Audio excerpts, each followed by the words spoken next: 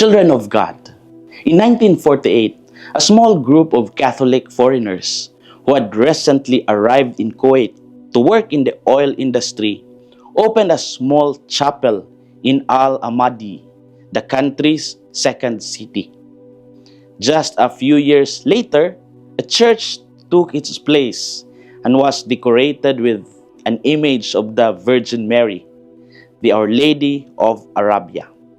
As the oil industry took off and ever greater numbers of foreign workers began to arrive in Kuwait, the church continued to grow in importance.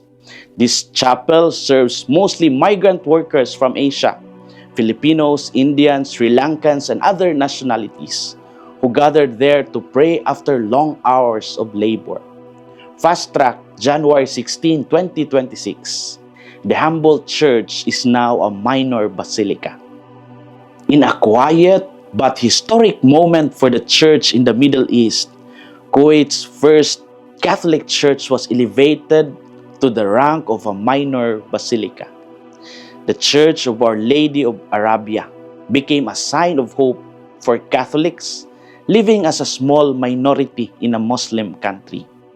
Cardinal Pietro Parolin, Vatican Secretary of State, presided over Mass at the Our Lady of Arabia Church, January 16, as it was raised to a minor basilica.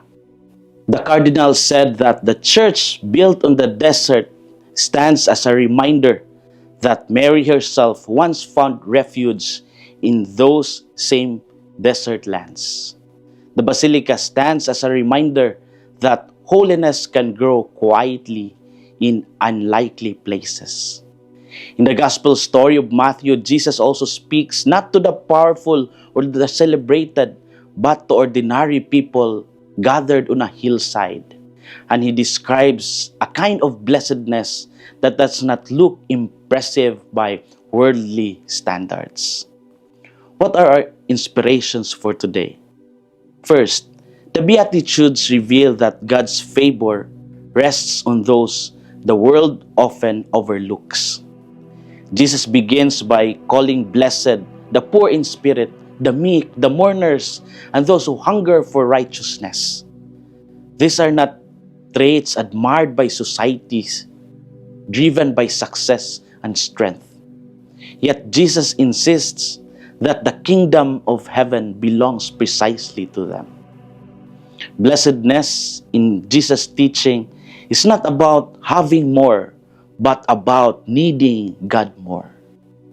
The Catholic community in Kuwait reflects this beatitude-shaped faith. Many worshippers are far from home, separated from families, and living with limited rights. Still, they gather week after week, trusting that God sees their sacrifices.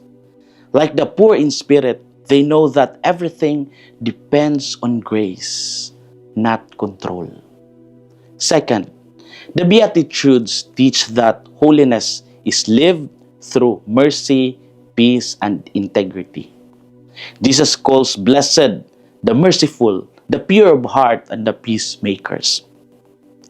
Jesus tells us that holiness is relational, not ritualistic. These virtues shape communities that heal rather than divide. In a country like Kuwait, where Christians live alongside people of other faiths, mercy and peace are not optional. The church survives by respect, dialogue, and good witness. This mirrors Jesus' vision of peacemakers who are called children of God. For all believers, the Beatitudes challenge faith that is loud but shallow. Jesus proposes a way of life where goodness is proven through compassion, forgiveness, and truthfulness.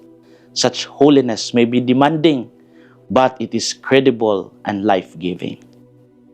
Children of God, the Beatitudes tells us that holiness does not need privilege to survive. Jesus' words invite us to trust that living gently, justly, and faithfully is never wasted. The world may not always applaud such lives, yet heaven already calls them blessed. May we learn to recognize grace where the world sees weakness. May we choose mercy over force and peace over pride. May our faith be deep rather than dramatic.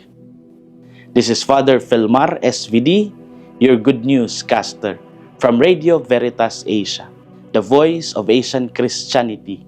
And may the Almighty God bless you, the Father, the Son, and the Holy Spirit. Amen. Thank you for watching and listening. Stay inspired every day with our daily reflections. Be part of our growing online community of faith and inspiration. Don't miss a single reflection. Follow us on our social media platforms